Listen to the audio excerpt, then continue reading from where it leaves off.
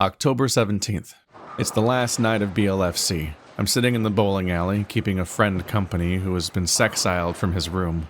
Next to me, Arcadia is talking about how they're going to be making the sprites for November, an upcoming furry visual novel game jam that's starting in a couple weeks. Participating in this event sounds kind of insane to me. I've got my day job to do, and it's already been a month since I finished my last video essay. I have my own goals that I'm already failing to keep up with. But I have been dreaming of a variety of story premises ever since I started playing Echo over 2 years ago. When am I actually going to commit to making something? And isn't half of my content about how you shouldn't keep putting things off that would make you happy? Fuck it, I think. Let's do it. I'm a YouTuber. I don't have a boss. No one can yell at me for making a month of unsound business decisions, but me. I want to make something new. Whether it's good or absolute garbage, at least I'll have closed out 2024 feeling like I accomplished something. So I commit to participating in November right then and there, and I immediately tell several people my plan so that I can't back out of it tomorrow. This video is about how to make a furry visual novel in 30 days. Alrighty, I should probably lay some groundwork before we continue. First of all, a visual novel is a game that tells a story through text, while characters, backgrounds, and scenes show up on the screen. It's basically like if the dialogue in an RPG was just the entire video game. But why does this video talk about furry visual novels specifically? Obviously, an indie visual novel is not inherently furry, and a lot of what I talk about in this video could be applicable to non-furries. But the furry visual novel scene has become its own little cottage industry, with its own fan ecosystem, tropes, expectations, and identifiable creators. There doesn't seem to be a ton of overlap with other visual novel communities. There are a few obvious explanations for this. Furries are already their own art community, so any VN that they make will also exist within that bubble. Furries are also overwhelmingly gay, and their visual novels reflect that. If you try to leave this fandom, you may go right back to struggling to find adequate gay representation. More directly, while we did previously have the likes of Morinatsu and Nekojishi, the games Echo and Ad Astra both got extremely popular within this specific niche in the last few years. So nowadays, a huge amount of projects in progress were directly inspired by those two games. It's a bit like when a new subgenre of music largely consists of people who were inspired by one band. It's me, I'm People. October 22nd. My mom is in town, so I'm showing her the new Asian market that opened up recently. We're spending a lot of time in aisles that I frankly have no use for, so I'm kinda just zoning out. Fwog has just released an Echo fan comic the day before, and I'm still thinking about it. It's about the gang visiting a wish-granting hippo at the zoo, and it has what I can only describe as paranoia agent energy. It's funny, and it's deeply absurd, but as the scenario evolves, it gets increasingly upsetting. It utilizes a relatively simple style to create some impressively evocative panels. It's frankly an incredible show of effort for what is ultimately an extremely niche audience. But I guess that's what fandom is. So, while I'm half watching my mom gather spices or something, an idea takes hold, and I start formulating my own story about a group of 20-somethings who are old friends with a fairly antagonistic relationship. I envision a world where something is wrong, but no one is talking about it. And if I'm making my first VN, well, I might as well experiment and make myself include some choices that branch the story. By the time we're leaving the store, I have a loose idea to give the protagonist 4 friends, each of which has their own ending. So, November is a game jam, but what is that? A game jam is an event where people assemble teams and try to make a small indie game in only a day, a week, or even a month. There's often a one-word theme for the event that's meant to inspire people when they're coming up with an idea for their game. November is a furry visual novel game jam where the rules are right there in the title. You must make your entire game within the month of November, and it must feature a bear. October 27th. I breathe a sigh of relief when Arcadia's sprites are finally revealed just days before the jam begins. These sprites are for public use during the event, meaning if you can write and program, then you can participate even if you don't find a dedicated artist. There are 4 of them: a polar bear, an arctic fox, a puffin, and a beluga whale. Good. I'd been hoping there would be at least 4. It fits the structure of the friend group in my story.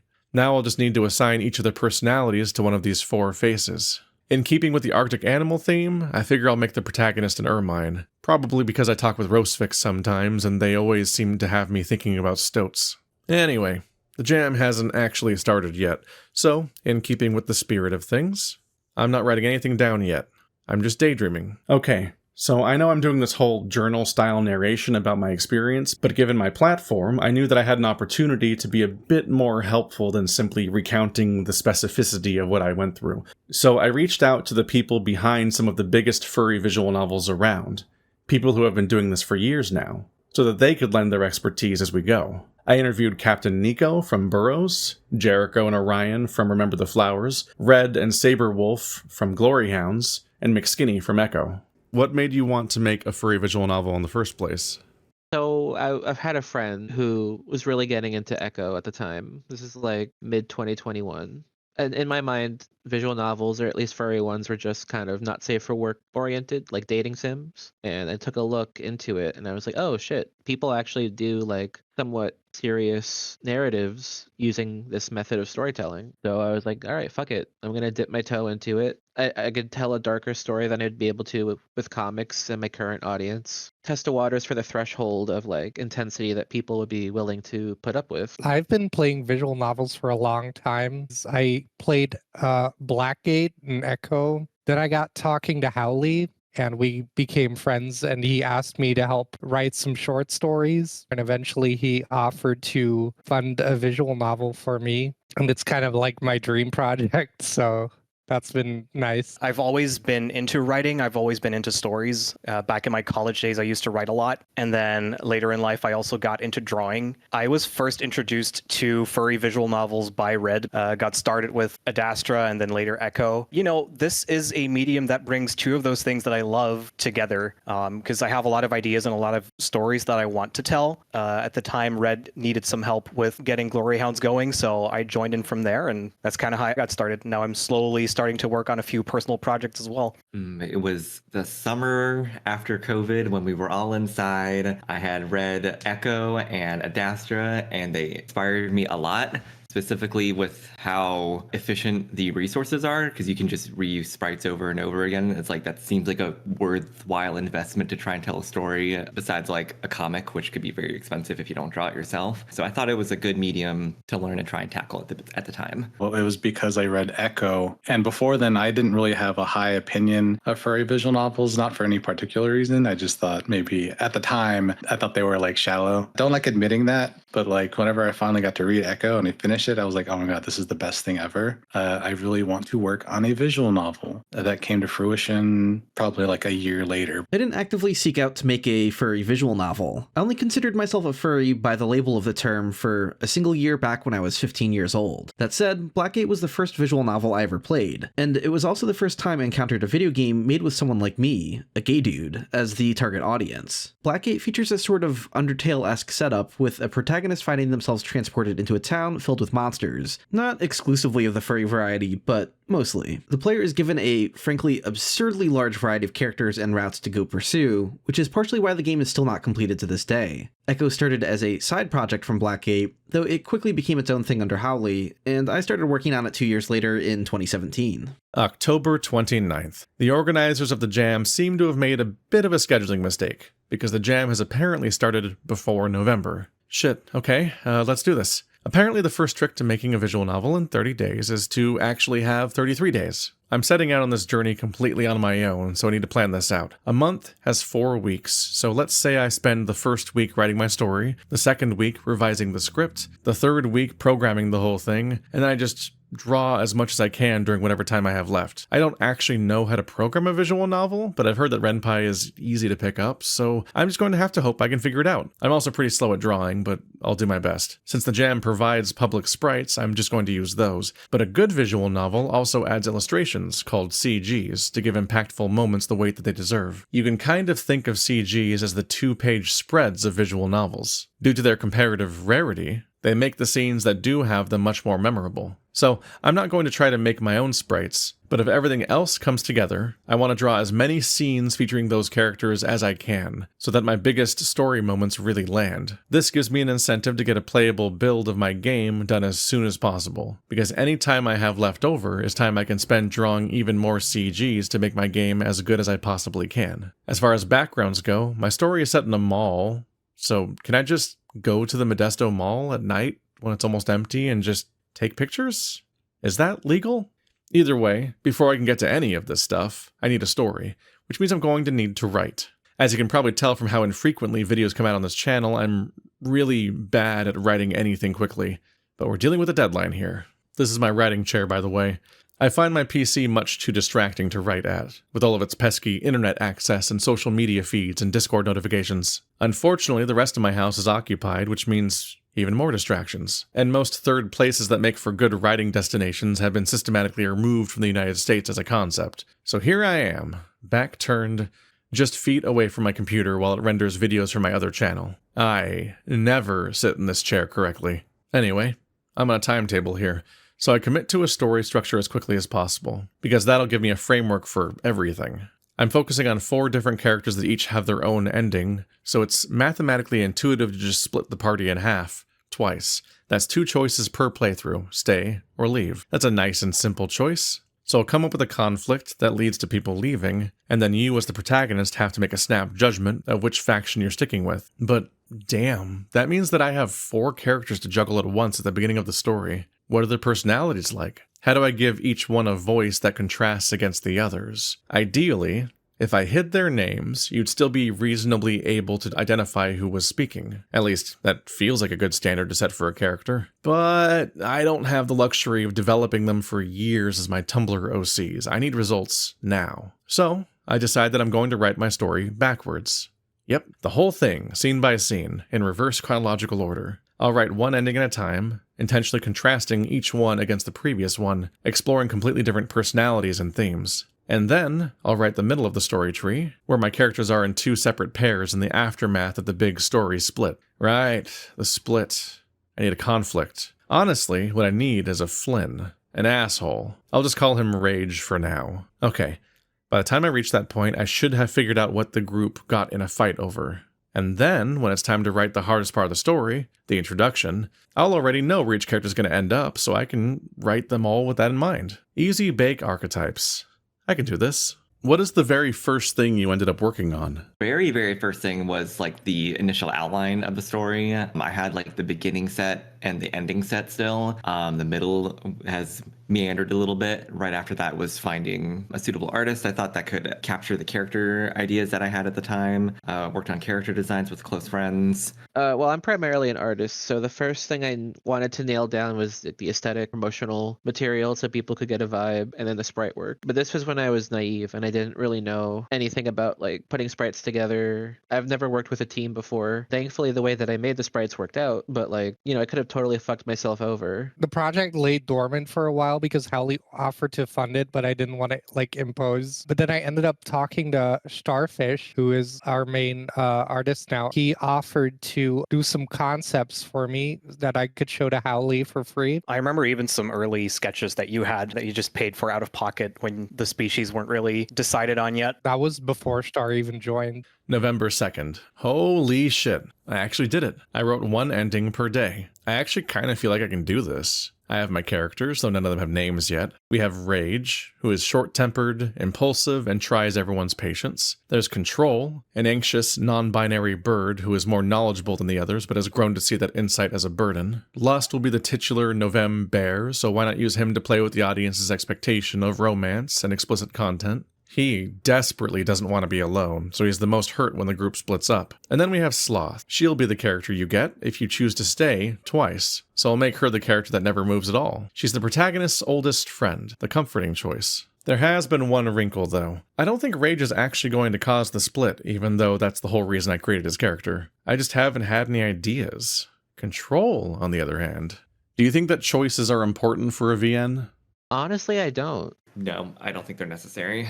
No, I don't think so. My favorite visual novels are all linear. Usually I prefer, I guess what you would call kinetic novels that just are a story from start to finish where you don't have to worry about choices. Other than a route change, I personally just want to see the story that was written. You can't tell every story. You can't explore every avenue. Your game will lose its focus. Your narrative will start to blur.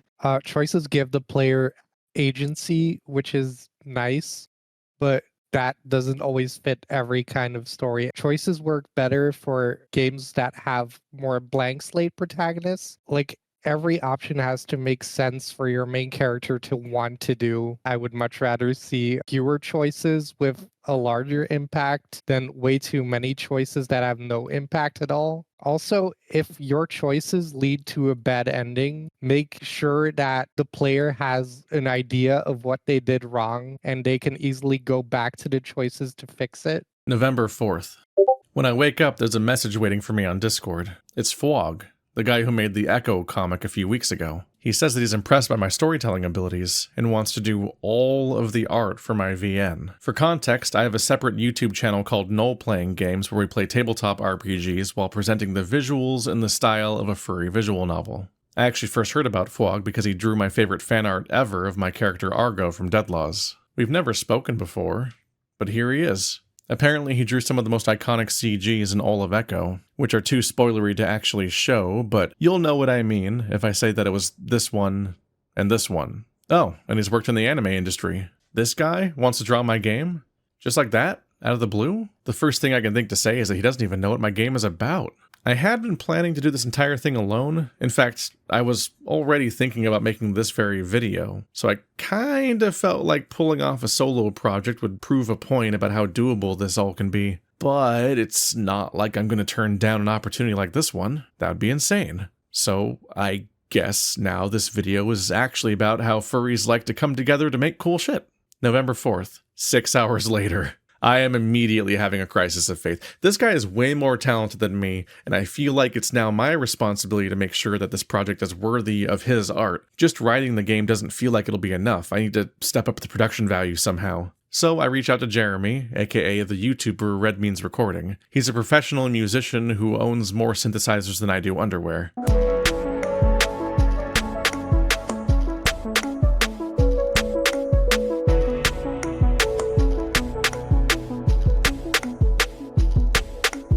I have also never spoken to him before, so I guess game jams really bring people together? He had recently announced that he was making several albums worth of music publicly available for use in furry visual novels under a Creative Commons license. Then I was like, okay, well, what if I could make music that could be used by people making these kinds of things, sort of like give back to the culture and also have an outlet for myself creatively? Which you should definitely check out. I thought that since it was his library, that he might be willing to lend his expertise in helping me pick tracks from it that would fit the scenes in my game. He said yes, but even through text I could sense that there was some disappointment there. I didn't dare believe he was thinking what I thought he was thinking.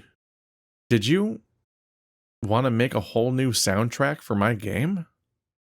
How should someone put together a team? Forming a team is not something I'd consider a priority when first starting out. You'll accomplish your best work in fits of creative madness at 3 a.m. all by your lonesome. I feel like I'm in a bit of a position of privilege there because of my audience existing when I started. If you're really starting from the ground up, I think you need to go into the general communities like FVN servers, Echo server, whatever server the most amount of creators and people are in. I know there are hiring channels in FVN. Networking is really important. I would say networking is really important.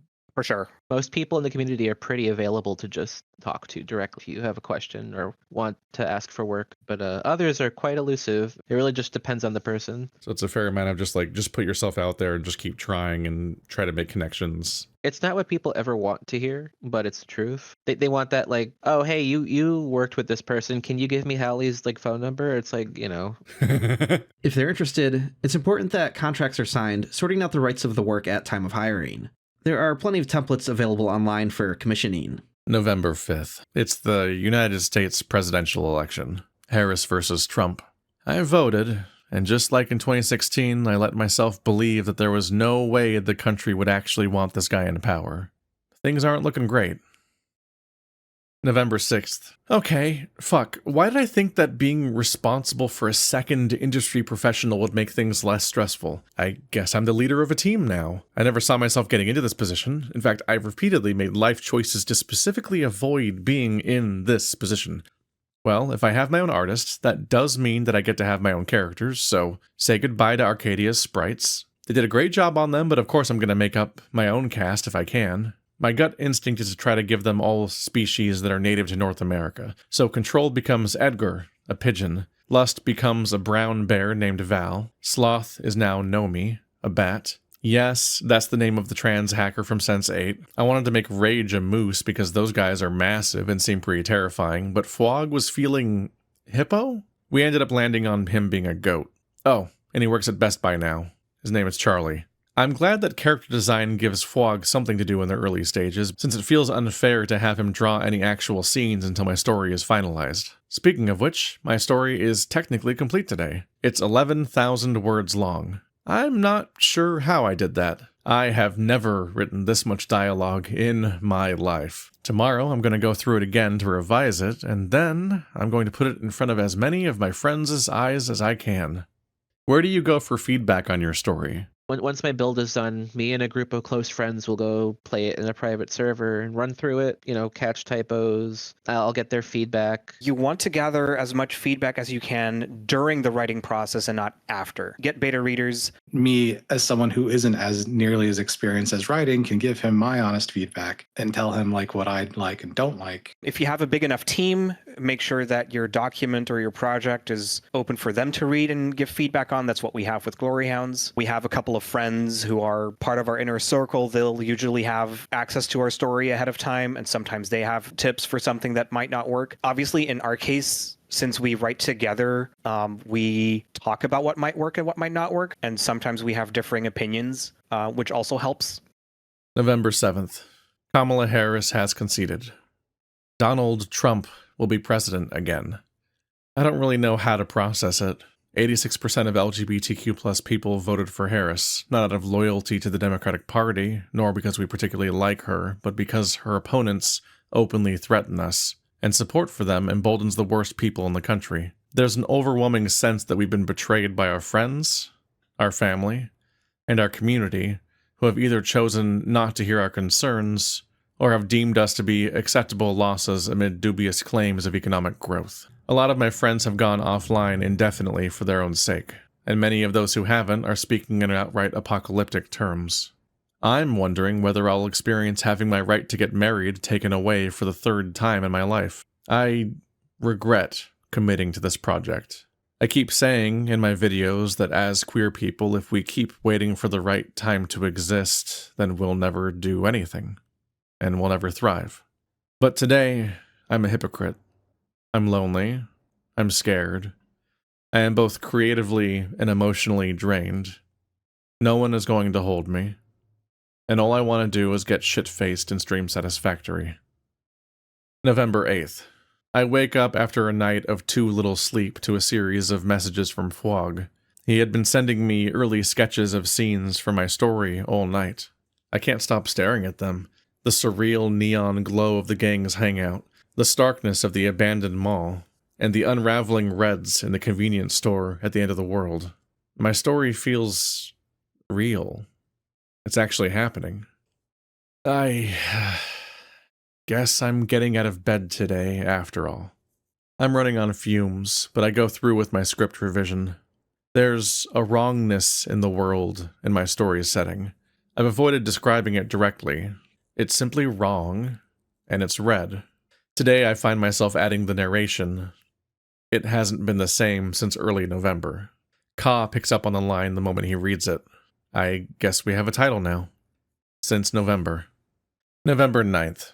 Breaking down the job ahead, I come to the conclusion that it would probably be too much work to make sprites for our game. 4 different characters, each with their own full range of emotions, just feels like way too much for one person to accomplish in only a couple weeks. So I suggest to Fwog that maybe we should just focus on making CGs. He says that he's super slow and that I shouldn't expect more than 5. I say that's perfect for my modest little game. That would give us 1 drawing for the introduction and then 1 for each of the 4 endings. I couldn't possibly ask for more than that. But then he says something insane. Oh, I meant like per day. 5 per day? November 11th. Fwog warned me that his CGs aren't going to be any more detailed than the ones from his Echo comic. Of course, I fully expected the art to feel fast and loose. I mean, how else would he ever finish it all? But then when he delivers it, it looks like this. What is this guy made of?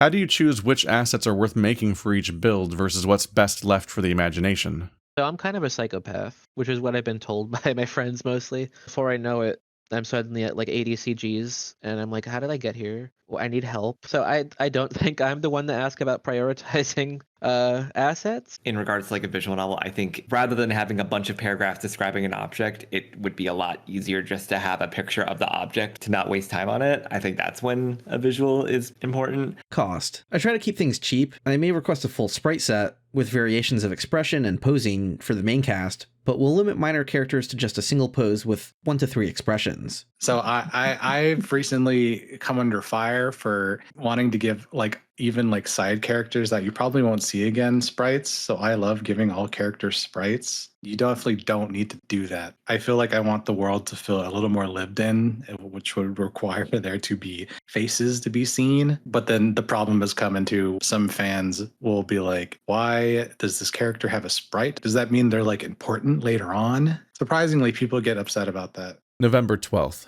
Today's the day that I actually program my game in Ren'Py. I've never actually looked into how to do this, nor do I even have Ren'Py installed yet, but how hard could it be? Did you just clench a little bit hearing that? Well, as it turns out, I am not punished for my hubris. Ren'Py is in fact very easy, and it's immediately obvious why everyone uses it. In fact, it's so straightforward that 80% of my work is done for me when Ka creates a Notepad++ macro that automatically converts my script into working dialogue. This frees me up to spend my day implementing the dialogue choices in the branching story. I even have a special flag that triggers as you get each of the endings.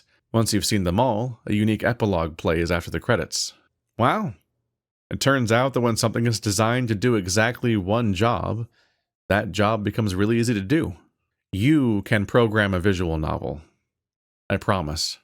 What resources do you recommend for learning how to code a visual novel? When you download Ren'Py, it comes with 2 visual novels. One is a tutorial that goes into like basically every detail you need to know, and the other is an example VN that shows you kind of how choices are handled. The number one thing I would recommend for someone looking to make a Ren'Py engine visual novel is to open up other visual novels and see how they coded them. There are so many times I saw something in a VN and would wonder how they pulled it off in the engine. With Ren'Py, it's easy enough to just plug in the script files and see which combination of commands were used to accomplish the desired effects. There's also plenty of documentation available online that will teach you the basics. You can even just go on google.com. I would do this a lot. I would just go on Google and type Ren'Py, how do you center an image? And you'll usually either find an answer on Reddit or you'll find an answer on the forum. It's called like Lemma Software. Alrighty, welcome to the live demonstration part of this video where I just program a game in Ren'Py live, very briefly. I'm going to recreate this Ad Astra meme right here. The Cassius, are you homophobic meme. So let's go ahead and do a create project. Let's call this file catastrophic Cassius callout. I just misspelled that. There we go. Yep, 1080p. So this mainly affects the interface and menus and stuff like that as your default, but you can change and tweak everything in the menus and in your settings when you're working on your actual game in the long term, which you will inevitably do anyway. So Ren'Py is very nice in that once you name your project and say its resolution, it kind of just sets up all the default files for you, just right on the fly right there. So we have a little game directory right here, which we can click on to get all of the placeholder files that it creates for our document. I'm going to go in here and I'm going to go into the images folder because I want to copy paste in the files that I have pre-selected from the real Ad Astra folder for the purposes of us having assets for this demonstration. And that's just these little named files in here. Ren'Py is pretty cool in that you can actually put this in a folder, backgrounds and sprites. You can put them in folders and you don't actually have to tell the program in the language at all what folder something is in. As long as the name is unique and so on, it'll just know where to look for it, which is very helpful. To actually program the game itself, the contents of like how it plays moment to moment and the scripts and everything, that's in the script file. All right, so the first thing we want to do in our game is create our characters. Right here, there's a placeholder one, E for Eileen. We are not keeping that, obviously. Okay, so here we have Amicus and Cassius are now in our game. Right here it says define Amicus equals Amicus. What's saying here that this right here, the blue part, is the variable. If you're used to doing any kind of programming or whatever, this is the actual thing you'll refer to. So these two could not match if you want. So far, I like to make the two names match because then I don't have to think about what I called them, but if I called them A and C, for example, then that would give me a lot less typing to do in my programming, technically. In this part that's defining who they are, there's a little comma here, and then who color. Who color determines the color of the name of the character. What color would change the color of their text, which is much less common, but some characters might speak in a different text than other ones. You can see that there's like this script thing gives you a little like walkthrough essentially of like setting up some of the stuff going on here. So they're like, hey, here's where you put a background, here's where you show a character, and then here's where you put dialogue, because that's intuitively the order you should be playing out your story, is that you should show the visuals first and then load in the actual dialogue. That's in part because the dialogue determines the pacing of the game. By and large, the game only really pauses normally when you have dialogue showing on the screen. So it'll actually show all of these things, these visuals that you're trying to load in first, and then it'll basically instantly be at the first line of dialogue, because that's the first moment where the game would be like, hey, I'm waiting for the player to press A. So we want to populate the visuals real quick. So here's some basic visuals. Scene dining room means that we will have the dining room background as the background in the scene. And then we do show Amicus, show Alexius, show Cassius. The naming scheme on the sprites allows us to have this here, but specifically what's helpful about Ren'Py is that these are called Alexios Tilt and Alexios V Shocked.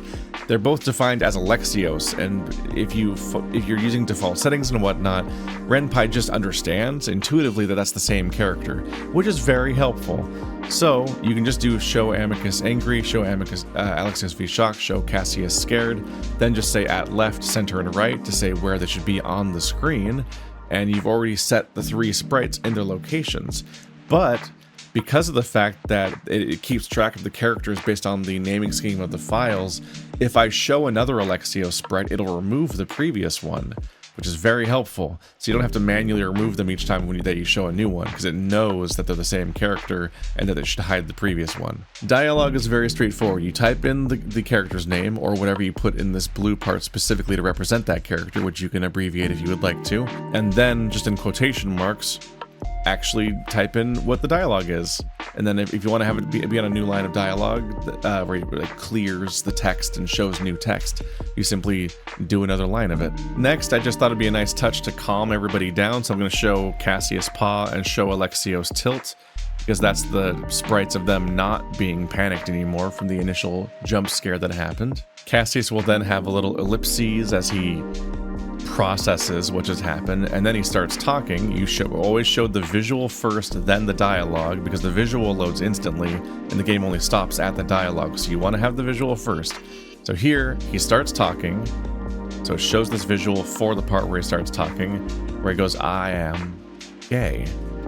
And then I have a little thing here because the comic does this and then does a new dialogue box. You could think of it as being like that's a pause, like there's a pacing thing going on with the dialogue there. So add the little brackets W here, because that's a wait command. If you put that in your dialogue, it means that it'll wait for the player to press a button before it continues showing the rest of the dialogue. You've probably seen that in a visual novel before, and that's a thing that you insert manually wherever the hell you want to. There's not much else to talk about at that point. We just want to have Amicus have his embarrassed expression and then go, he's dodging the question. And then the next line down here is return. That ends the game.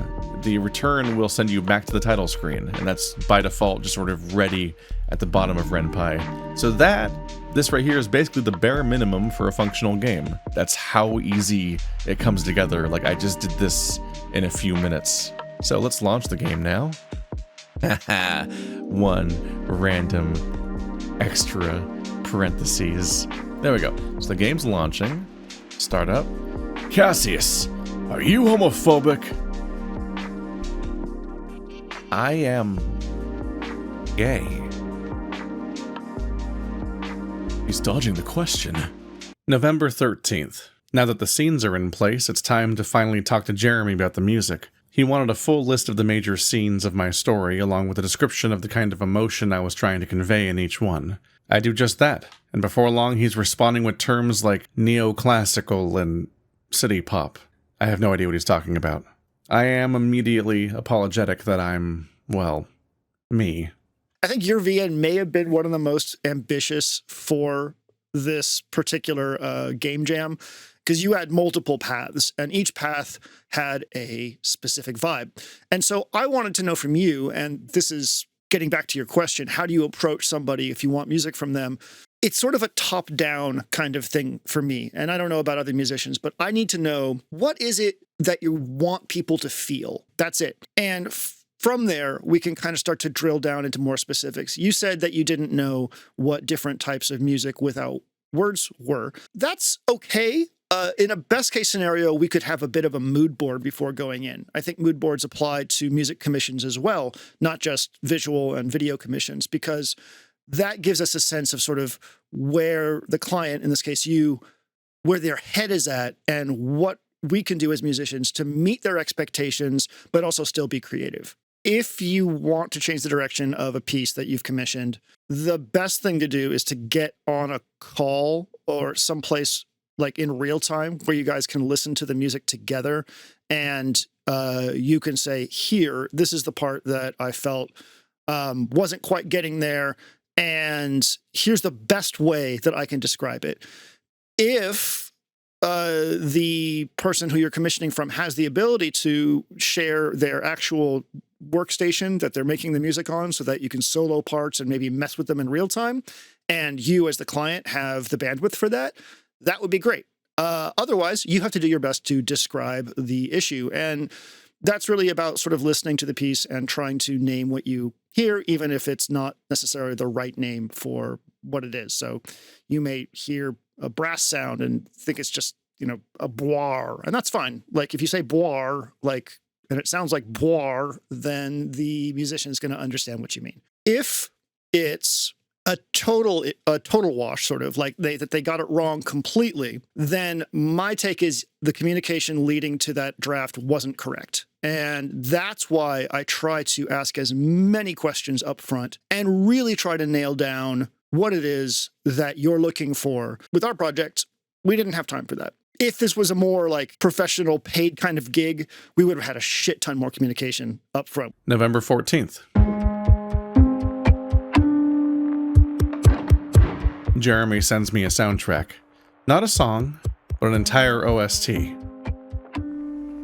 It hasn't even been a day since we last talked. I don't really have a frame of reference for how music production works, but this feels insane. I'm immediately attached to the tracks. I don't question it. Of course, this is what my game sounds like. Didn't it always? In particular, I spent quite a while listening to Edgar's theme while staring at their first sketchy concept CG. I'm not exaggerating when I say that it's one of my favorite moments that I spent with art in 2024.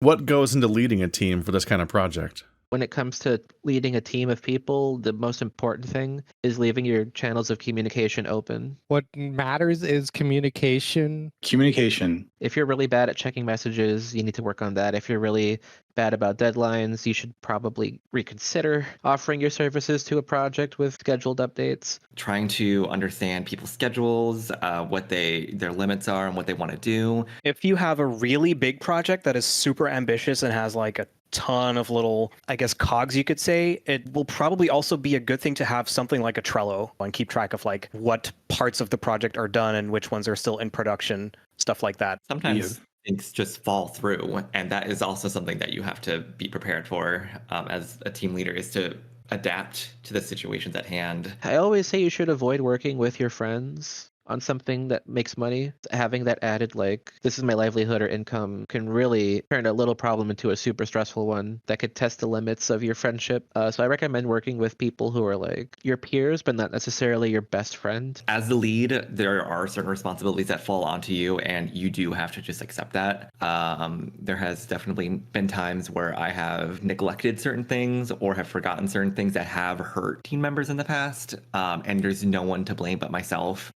November 15th. My car is overdue for its yearly maintenance. I've always kind of felt like I'm getting scammed whenever I do anything with my car, but I also don't want to screw myself over by pretending that I know anything at all about cars. I show up without an appointment, knowing that this means I'll be stuck sitting in a lobby all afternoon. It's fine. I pull out my iPad, and I use my phone as a mobile hotspot so I can log on to Discord and Google Drive. I've been getting responses from my early readers. There are a couple of typos, and several moments where I could rephrase a sentence to make it clearer. Everyone seems to have a different favorite character, which makes me feel like I must have done something right. But a pretty unanimous response is that they'd like to see more from these characters. On one hand, this is just a game jam, and I've already written one of the longer games for it. But on the other hand, I agree. So I set out to write a new scene. I've become surprisingly distanced from my story. We're halfway through the month now, so I actually haven't written any more of it for a whole week already. I've had an entire post-election emotional arc of my own at this point. I had considered the story to be essentially finished at the time, but now it feels obvious what I should do. There's this bit at the pizzeria where Charlie gets busy cooking, and then the story just skips ahead to him delivering the pizzas. I simply didn't have any interesting ideas for this section at the time, and I'm a firm believer that writers should just skip the fluff when they get the chance, so that they don't end up writing about their protagonist waking up and eating breakfast every single morning. I'm just saying that Password probably doesn't need to be as long as the Lord of the Rings trilogy. Sorry, I misspoke. Twice as long as the entire Lord of the Rings trilogy. How is it only the 5th longest furry visual novel? Anyway, the pizza scene ended up being the only time skip in the entire story, which makes it feel a bit strange in hindsight. Today, however, it basically has a glowing neon sign above it that says, "Insert character moments here." Truly a gift for my past self. So, I add the entire scene in the candle shop, which gives us more time with Edgar, Val, and Charlie, before our protagonist leaves to have another new scene with Nomi. It feels great to write, because by this point I know the shape of the entire surrounding story, and by now the characters have aged in my mind and taken on a bit of a life of their own. Fwog loves the scene when I show it to him, but he also remarks that a candle shop is another detailed background to draw. Oh, right. Whoops. Do you plan the entire story from the very beginning, or leave it open to changing direction from chapter to chapter? As Keith has expressed astonishment at before, Echo was written in a by the seat of your pants style initially, where the direction of the story was not too scripted. However, eventually after getting a proper feel for the characters and their chemistry with one another, a lot of the plot beats that we wanted to explore clicked into place. That said, there were some radical departures. Don't be afraid to change something that isn't bringing you joy to write. I want to say around the time I released my 3rd update, I sat down and really just nailed out where each route is going to go. So that was like very early on. Especially if you're writing a mystery or something with intrigue, you really need to nail out the ending first and then the beginning, and then the middle is where all the like guesswork comes in. I call it the Yoko Taro method of storytelling because this is how he writes his plots for games like Nier Automata. You start with the ending, and then you have to tell the story backwards of how we got there. You reveal things bit by bit that have always been there, so that when you play the game again from the beginning and you know all the big twists and what was going on, that you're like, oh, okay, that's why they did this. That's why this is like that. Some people write best if they just kind of go with stream of consciousness. They're in the moment. They just write whatever comes to mind. Other people are more like architects. They want to have the foundation from start to finish so they know what they're working towards. I would say don't get hung up on either. My personal suggestion is to like create an outline, but keep it loose enough where you can still change things if you don't end up liking them. November 17th. The more art I get from Fwog, the more I'm struck by how ugly my game is. Not because of his art, but because of everything else. Maybe it's because I took multiple years of yearbook and graphic design classes, but the default Ren'Py dialogue box kinda pisses me off. The gradient as the black fades away has an unsatisfying opacity curve to it, and you can tell that it starts way too close to the text. I hate it. Thankfully, this is an easy fix. Less thankfully, tweaking how Ren'Py looks is a way deeper rabbit hole than I anticipated. First off, the dialogue box. That's actually just an image that was put in the game's files when Ren'Py generated the project. So, I just opened that up in GIMP, a free image editing software, and override the image with something of my own design. A simple black rectangle. It's large enough to contain the longest paragraphs in my story, but small enough that it doesn't necessarily block the art. It's about as good as I'm going to get without bringing a UI designer on at the last minute. And I can't keep expecting hyper-competent artists who work for free to keep falling in my lap. But what else can I change? The spacing of the main menu? The fonts that are used? So far, we've been spending all of our time editing the script file, which is where our story and characters are. But once you want to change how the rest of your game looks and functions, you're going to need to dive into the options, GUI, and screens files. And it's not always intuitive which one you need to be looking at. It took a lot of furious Googling, but I was eventually able to change the spacing of the menu, swap out all of the fonts, and add an outline to all of the text. All of my characters now have this horrific string of statements attached to them because they all need to be defined and customized separately. This is all a huge pain in the ass, but thankfully, by the time you're fussing over these kinds of details, you're already too invested in your project to give up now.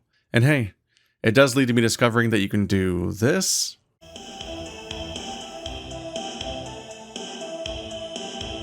So I guess it's all been worth it. I immediately fall in love with this trick. It's simple, and I like the look of it. But also, I have not yet seen another visual novel do anything quite like it. Ren'Py may let you get away with making a whole game while learning as little as possible about it, but if you have mixed media inclinations, then it'll pay off if you spend some time learning more of the tricks it has hidden away. A weird quirk I pick up on is that you can assign specific characters to speak in novel mode instead of adventure mode. I use this on the intercom character to give the feeling that it's something completely separate from the main cast. These moments of discovery excite me, because they really make me feel like I have something to show people. How much does it cost to create a VN? Depending on the skills that you have, it can be almost free. I kind of skirt that line by doing most of the stuff myself. I make most of the music for the game. I do most of the art for the game. Should always be what your artist says that their work is worth. It can be anywhere from like hundreds to thousands if you're going really big and if you're really pulling out all the stops. I'm trying to think of like what was a good ballpark range for the first build of RTF. We had 3 character sprites,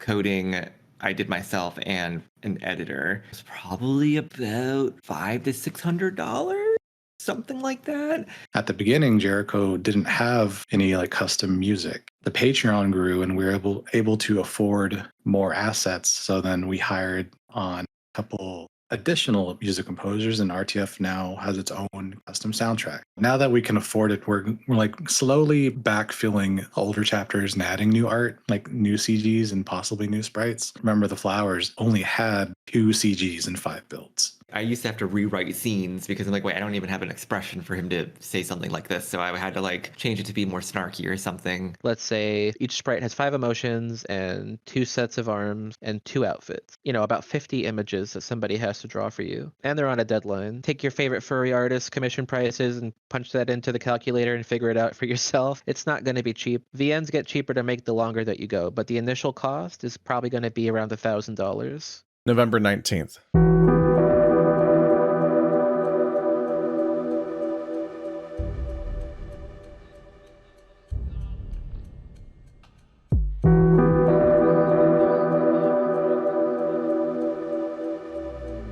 Whenever I get new art from Fwog, it's so cool that I'm overcome with this need to share it with someone. But I can't post it publicly, and I don't want to keep spoiling my story for even more of my friends. So I show it to Jeremy. He's blown away every time. And then, whenever Jeremy updates the soundtrack, who else am I going to send it to but Fwog? And then he'd go on to talk about how the music influenced how some of the art was turning out. I feel like when a project like this goes well, it's basically just a group of talented people taking turns impressing each other over and over again. It does a lot to build motivation because you're all feeding off each other's energy. Everyone's moving with purpose.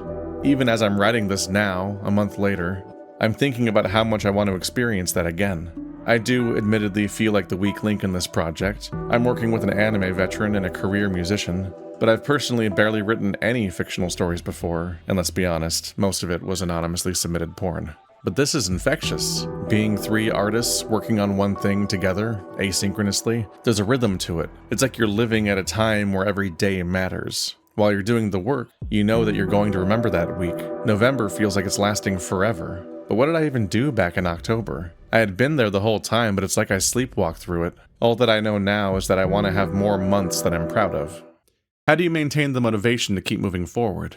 Well, ordinarily, the visual novel should serve as your creative outlet, and that's often a good motivator in and of itself. That said, you're likely to hit uninspired slumps when writing the dull bits before you reach the really cool stuff you had in mind when you started the visual novel. Likely gay dudes kissing each other. I finished Echo in part because I knew folks were paying their hard-earned money every month to see content from us, and the fear of disappointing them was a great motivator.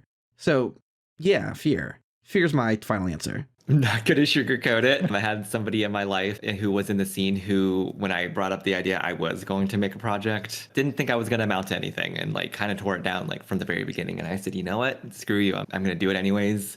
That being said, that feeling has long since waned. I love to see fans' reactions to things that we're building up to. Seeing if they're angry or happy about it. That's what drives me to get through it. I know that a lot of people are like very attached to it. And I'm attached to my own characters as well, so I would feel more guilty dropping them and like never fully exploring those stories than it would be taking pleasure in taking a long break or putting it down on a hiatus. I think the most important part is to just kind of chop things up in portions that you can do. Like if you can only write 100 words per day, that's absolutely fine. Like no one needs to be able to write like 10,000 words a day. But what matters is consistency and like just keeping at it. It's like any other long-term hobby or project. Getting good at a skill or working out, motivation is fleeting, but consistency becomes a habit eventually. If it's your first project, scope management. Do not start with a giant epic that will take you 10 years to complete with hundreds of thousands of words. Start with something small because you would be surprised how time consuming it can be even to make a one-off thing. There is nothing that drains your motivation faster than getting that first update out and then realizing you're not going to meet that monthly or bi-monthly goal that you have for your next update, and it's going to take you another 6 or 7 months. A quick note about furry visual novel discourse.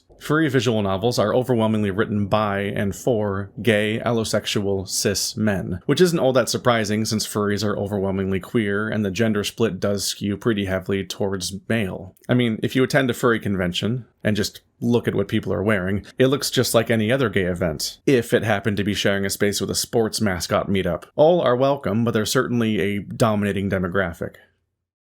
And a submissive demographic. Still, when it comes to visual novel discourse, every now and then I come across people complaining that they don't feel represented by the spread of games that are currently available, be it the relative lack of lesbians, trans people, asexuals, and so on. This topic is complicated, which is why Twitter has made zero progress discussing it. Tweets are evil, no one should tweet. On one hand, feeling underrepresented is certainly valid, but on the other hand, I feel like people misidentify what the solutions to this actually are. Social justice language is often applied here because it sounds good when you phrase it that way on Twitter. The industry should change and become more inclusive. It's a noble sentiment in a vacuum, one that I normally support, but in this context, it crumbles under scrutiny. The issue here is that this language only really makes sense when it's directed at the likes of companies like Disney or Blizzard. These kinds of companies employ hundreds or thousands of people of every race, age, gender, and sexuality, and are making products that are supposedly for everyone. So, it's a noteworthy flattening of culture if they end up repeatedly putting out heteronormative stories that center the experiences of white men. Furry visual novels, on the other hand, even if they are overwhelmingly gay, don't really represent an exclusionary flattening of culture. Instead, what we're seeing here is a marginalized group expressing the specificity of their experience. It feels misguided to point at a bunch of gay guys who found community as if that were a problem to be solved. And it's also important to remember that these projects are not made by those aforementioned media corporations. They're indie projects. Most of them have a single writer who might also be the artist. There isn't really a publisher, it's self-expression, and I don't think anyone really gets to tell them not to express themselves. Not in this niche. And certainly not after they fought their way out of the closet. You wouldn't look at a furry comic series made by one guy and tell them that they should have made their story about your sexuality instead. At least I hope you wouldn't. Don't get me wrong, I think that anybody can think to include anyone in any of their stories. I wrote a trans character and a non-binary character in mine. I even wrote a straight character. And it'll be up to other people whether or not any of that was a good idea and if whether or not any of it was good representation. I just think that it's misguided to look at people who are telling undertold stories already and tell them that they need to tell someone else's story instead, especially as novices and amateurs. But I said that people misidentify the solution. The real solution is what this whole video is about. That story that you wish existed, you can make it yourself. In the furry community, all roads lead to self-expression. If you've been a furry for a few years, you've already had the urge to draw, or to write, or to make music. You have a story that you think about from time to time, or, well, a kink that no one ever seems to get right. So pick up the pen. It's what furries do. Pick it up. Pick it up.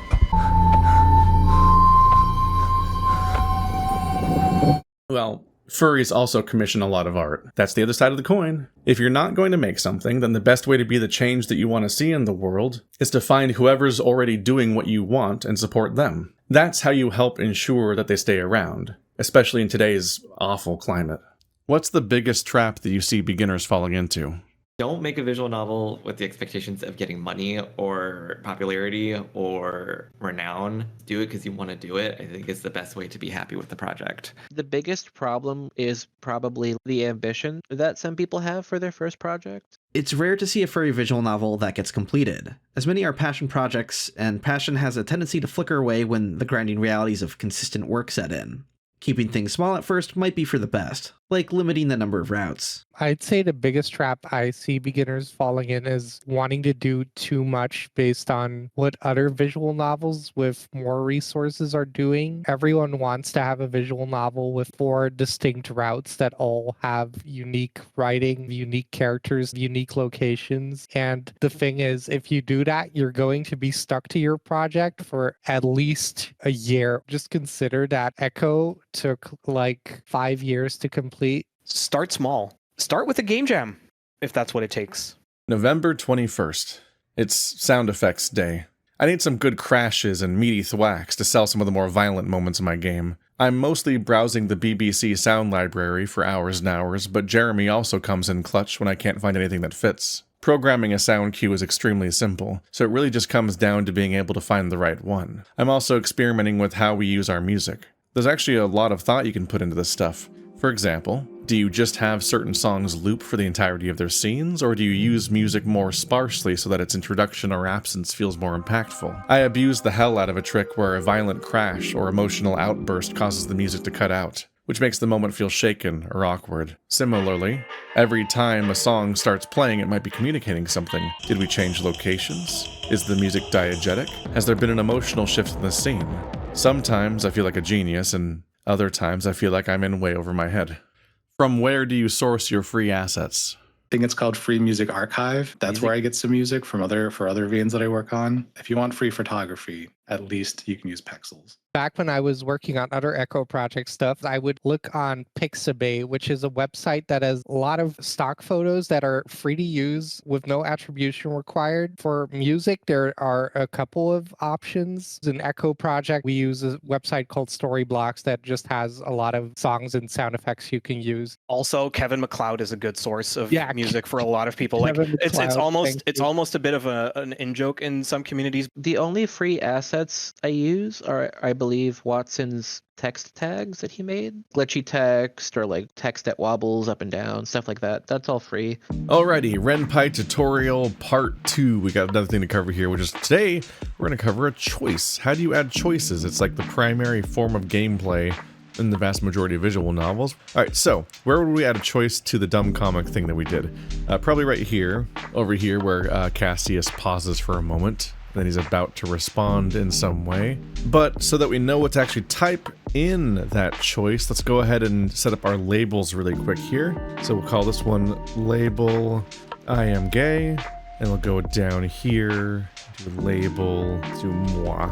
So this gives us individual sections like the one that was here by default for the start of the area. Labels are important because they give us individual locations that we can refer to elsewhere in the text. So the previous ending we saw before is now labeled as I am gay, and now we can add something manually under moi. So in here we're going to add show Alex and Cassius kiss, which is the name of a CG, and Amicus is going to throw in a little response. I'm just quoting shit from Ed Astor at this point. So now that we have 2 choices set up as far as like the contents of what those actually would be, we can set up the actual decision itself. So that is a very simple command actually. You just type menu with a colon, And on the next line, you type in the actual text that people are going to see as their options. All right, so we want to have the options I am gay versus show don't tell. That's going to be the two things that actually show up in the windows that people can click on.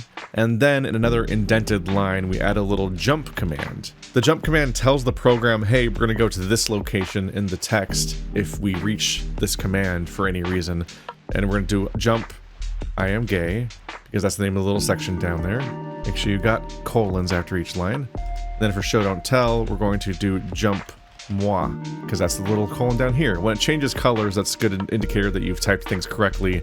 If they don't change colors, either the actual language you're using is incorrect, or you've like forgotten to put a colon on the previous line, or something about how the language actually works has not been filled in, so the program does not understand what's going to happen here. So if you're not used to programming, basically it normally just goes line by line until it's for some reason told to go to a different line. So if it reaches the line jump I am gay, it will go to the label I am gay, because that's what the jump command does, is that jump says skip to the label that has this name on it.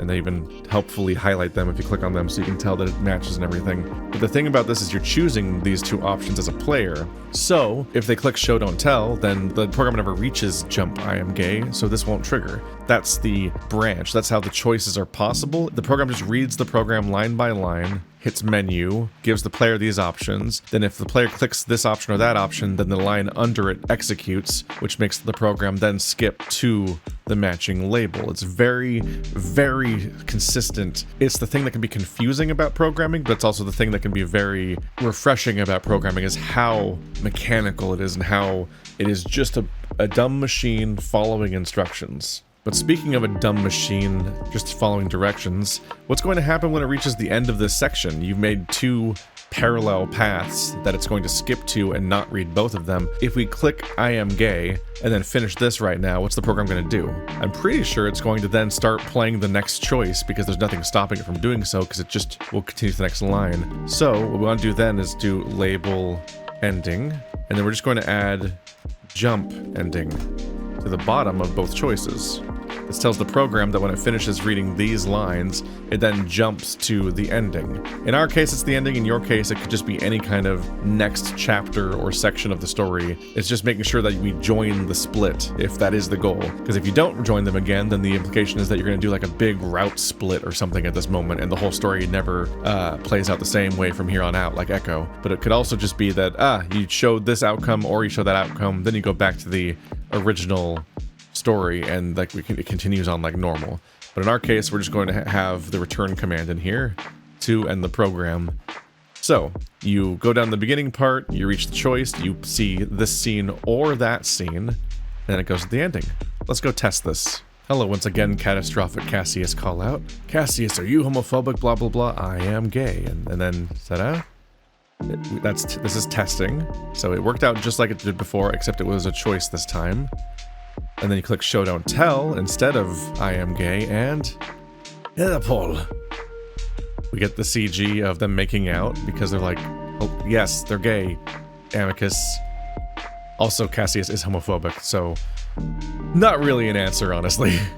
November 23rd. It's about time I made the itch.io page for Since November, another process that I haven't looked into at all. Thankfully, you're just filling out a template.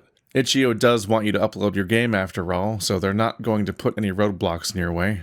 The process feels like a hybrid between uploading a YouTube video and customizing an old MySpace page. You're describing your game, picking a color palette, throwing in some screenshots, and linking to your collaborators. You can tag your game as visual novel, LGBTQ+, and furry, but you can also explain whether it's playable with a controller, what languages it supports, how many players, and whether it's currently finished or still in development. The biggest thing to be prepared for is to be ready to fill out your tax information if you want people to be able to optionally donate when they download your game. You can also charge for your game, sure, though that's extremely rare within this niche, and you better not have any assets in your game that forbid doing that. I pop into Ren'Py and export early builds of my game. Just like everything else, this is a thing that Ren'Py makes as easy as possible by largely automating the process in its launcher. You mostly just watch a progress bar. Just be aware that you do need to customize your game's UI elements separately if you're making a version for phones. When the files are ready, you can upload them within the editor of your game's page. Just remember to check the box that says which platform each file is compatible with. And just like that, you're ready to make your game public. But you might want to hold off. Launching your game puts it in the new releases section, which gives it a chance for people to find it. Just make sure that you're ready to put your best foot forward. If people click on your game but they have nothing to play and nothing to hook them, then they're probably just going to leave and they're probably never coming back.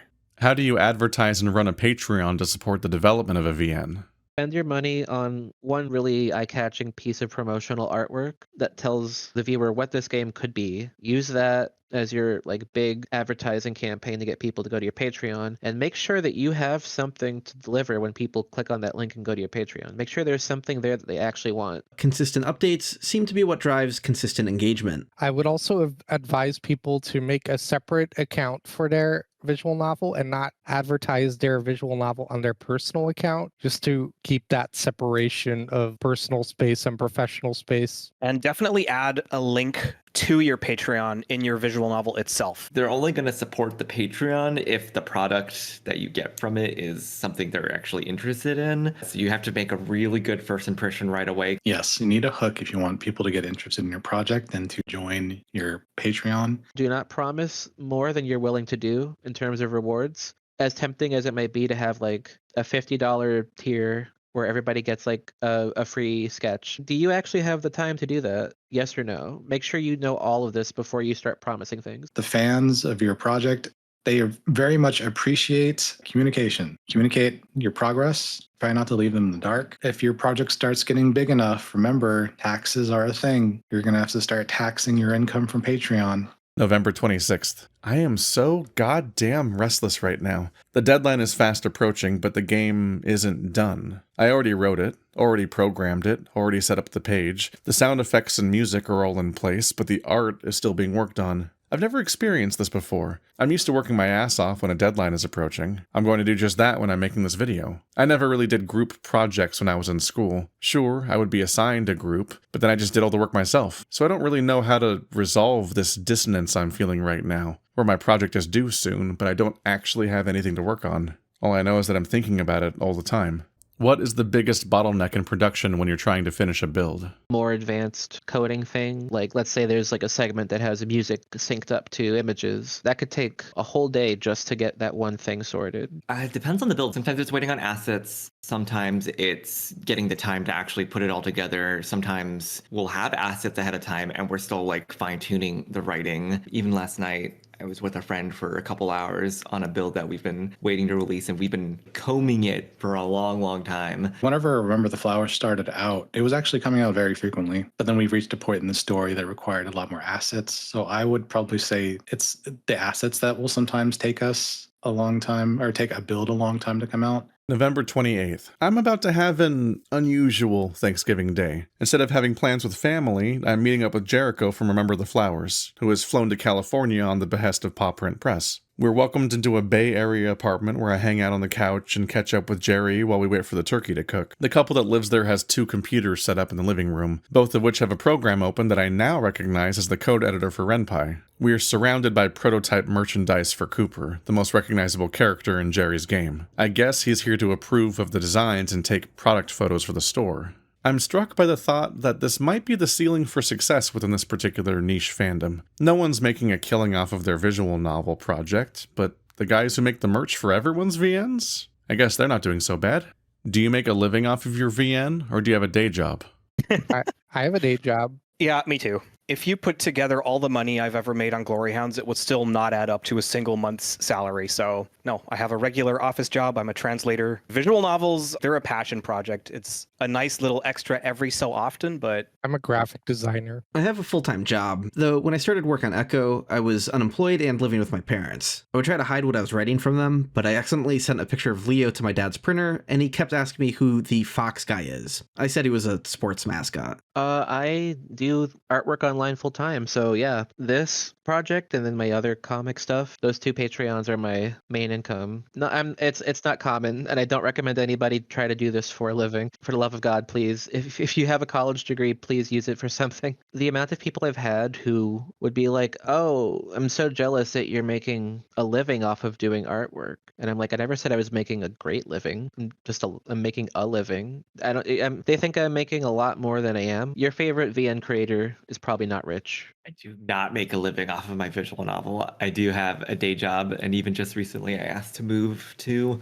get more hours to work. Patreon definitely helps keep stuff going, even outside the project, like can't even lie. But I would definitely not feel comfortable depending on it to survive. I work full time, and it's going to stay that way for the foreseeable future. When you look at the numbers on Patreon, you have to consider that a large part of that goes to taxes. Patreon will also take a cut, and the rest has to be divided for like every artist and every person working on the visual novel. Most writers will want to pay their artists, their musicians, their coders before they take any of it for themselves, because without all those assets, they can't do anything. So I've been trying to quantify the popularity of furry visual novels. We can't look at sales, both because those statistics aren't public and because most of them are free. The best I've come up with is that if we use the website fvn.li, we can sort every furry visual novel by the number of user reviews they have. Ad Astra, unsurprisingly, has the most. It's not even close.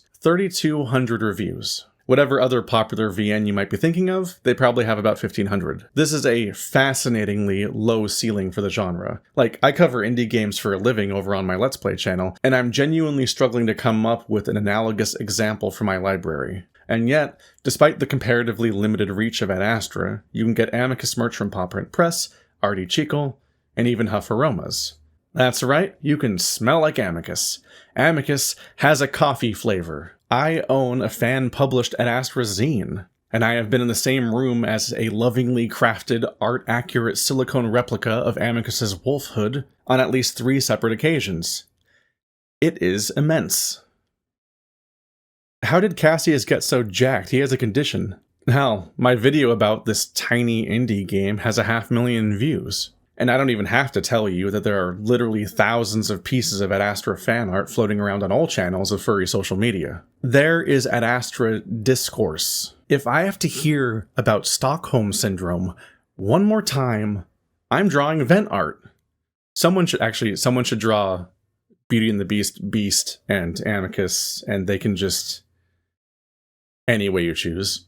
It's popular enough to have its own toxic anti-fandom of people who show their disinterest in the game by, of course, never shutting up about it. The takeaway here, I think, is that the furry fandom is an extremely engaged audience. If furries like something, no matter how niche, you're going to hear about it. This doesn't especially surprise me. I mean, here's the view count on an episode of our tabletop RPG series Dead Laws here on YouTube. And here's a folder of what I've compiled of all of the fan art I've ever seen for Dead Laws. And this is after I removed all the ones with dicks in them. Ultimately, I think furries are just like that. And I think this is the entire reason that so many furry visual novels are able to get funded. So many of us are artists of one kind or another, and the rest of us do a whole lot to support those artists.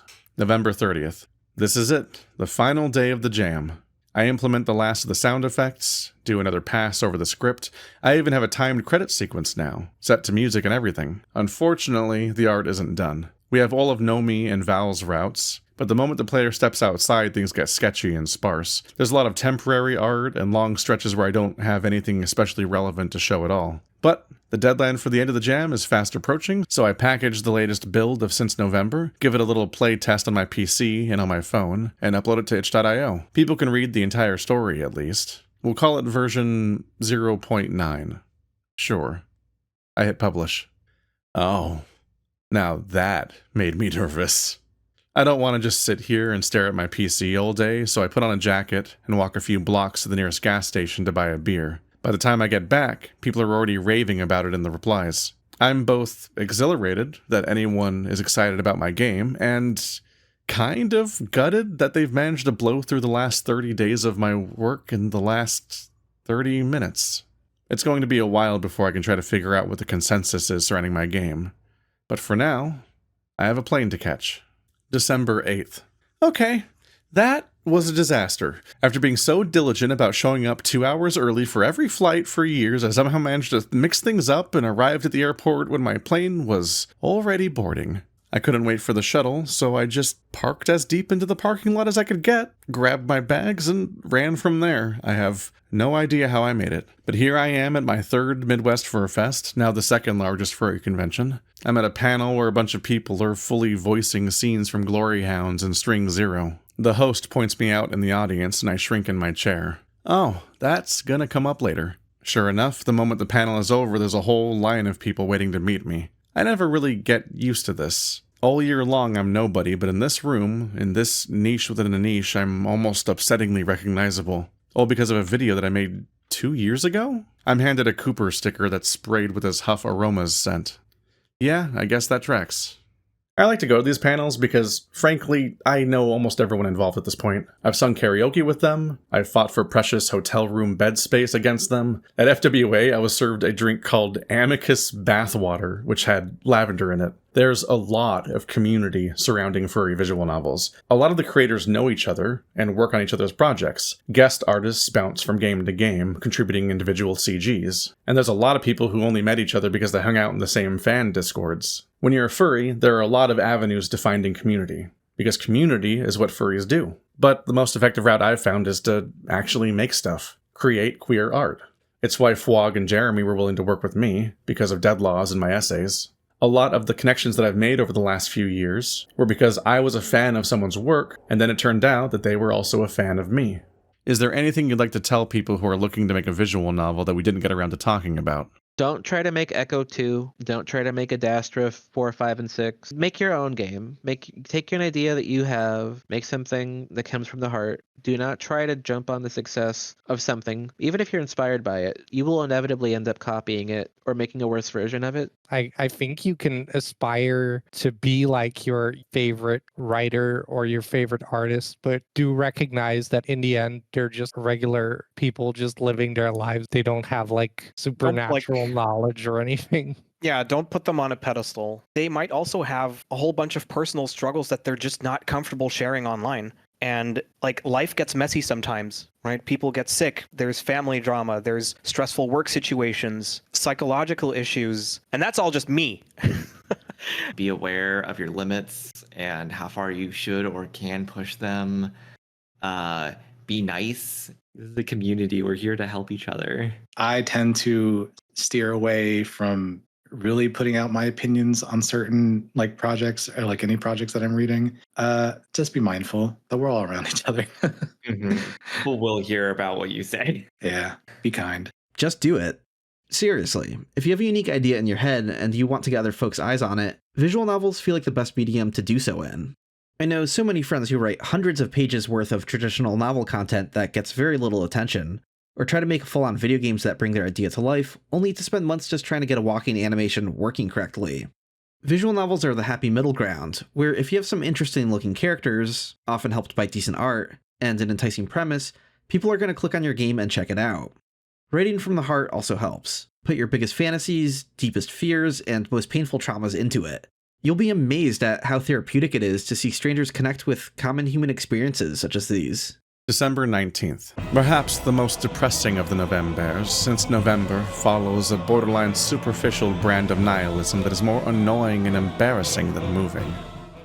Damn, my first negative review. Or, at least, my first lukewarm 3-star review with an utterly venomous opening sentence. Overall, the game has a 4.8 out of 5 after over 150 reviews, so I guess I should just close my eyes and let it pass me by. But that brings us to an important topic. How do you determine what to do with feedback? Some of it is going to identify something that deep down you were worried about all along. It can be difficult to tell sometimes whether you're actually fucking something up or if you're just feeling insecure, so the confirmation can be helpful. For example, this review points out that since November would have been better off if it also had sprites for the characters, especially some of the emptier mall scenes. And I agree completely. I'd love to have that, but I made a choice at the beginning of the project, and now we're at the end of it. If we went back and added sprites now, I think Since November might have more art than Undefeated, a finished game. Other kinds of feedback will come as a surprise. This review goes into how I used block breaks. This is, in short, the thing where the player presses a button to continue. It's your primary interaction throughout the entire experience. This is the programmer's chance to do a bit of directing, since more intentionality goes into this part than simply efficiently displaying the entire story at whatever rate the text box will allow. There are times where shorter statements can be more impactful. I knew this, of course. I actually wrote my entire script with the text box in mind, inserting the breaks as I went. But when it came time to program my game, I largely implemented my script as is, and I didn't necessarily think to consider these breakpoints when it came time to revise my project. In short, I thought about pacing when I wrote the thing in the first place, but then never really thought about the pacing ever again. But some feedback will feel like nonsense. There's this review that characterizes Val's route as a misplaced parody. This is certainly a unique interpretation, I guess, and I don't doubt that they felt that way while reading it, but no, since November is written quite sincerely from front to back. Val perhaps most of all. Sometimes we cringe at sincerity and read it as a joke.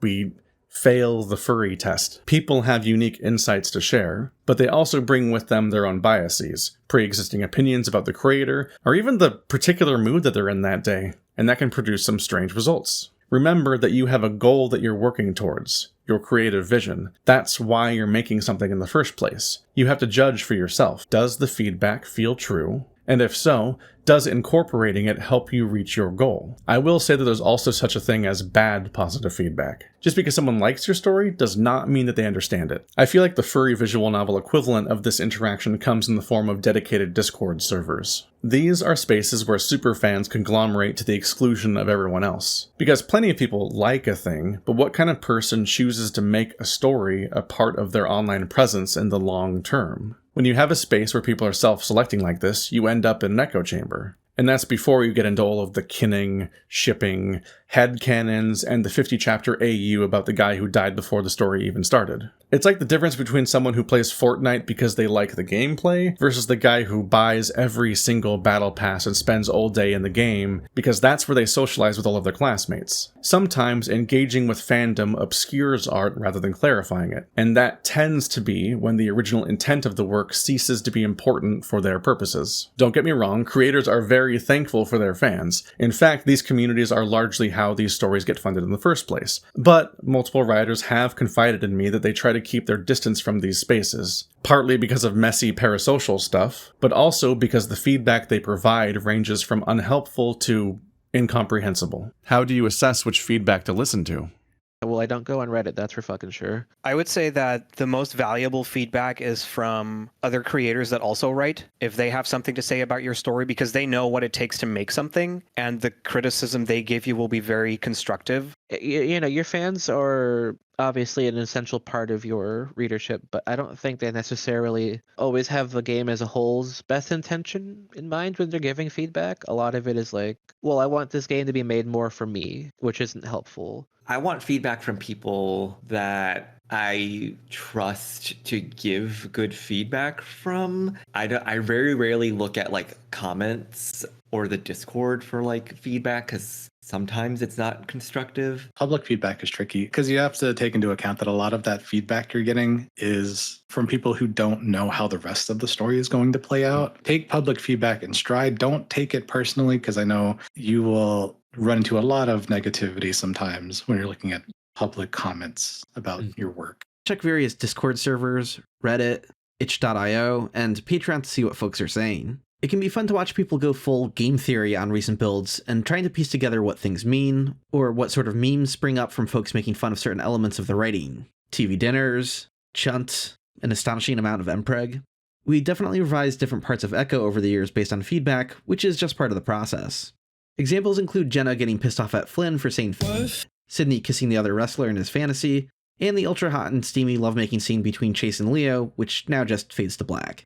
I think it's about time that we wrapped up here. So I guess I said this was a video about how to make a furry visual novel in 30 days, and ultimately my answer is that maybe you don't. And that's okay. Sure, I would have preferred to have finished the game on time, and I would have liked for everyone's first experience with it to be the final product.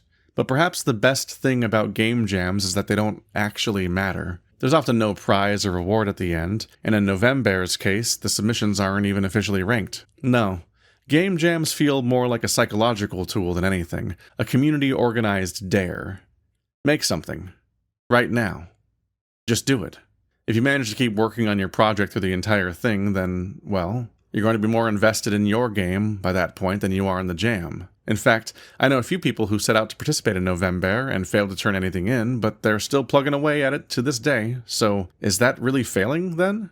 Of course not. My name is Keith Ballard. I wrote and programmed the one-shot visual novel since November, and one day it'll reach 1.0. Now it's your turn. If you want to make your own furry visual novel, there are a number of opportunities on the horizon. November just ended, but there's already another game jam coming in February. Captain Nico, the creator of Burrows, is hosting the Love and Attraction game jam. Adults only. The themes are love, sexuality, attraction, and loneliness. He's providing these 4 character sprites for free to any participants, which come in clothed, nude, cis, and trans variants. You can start making a game right now.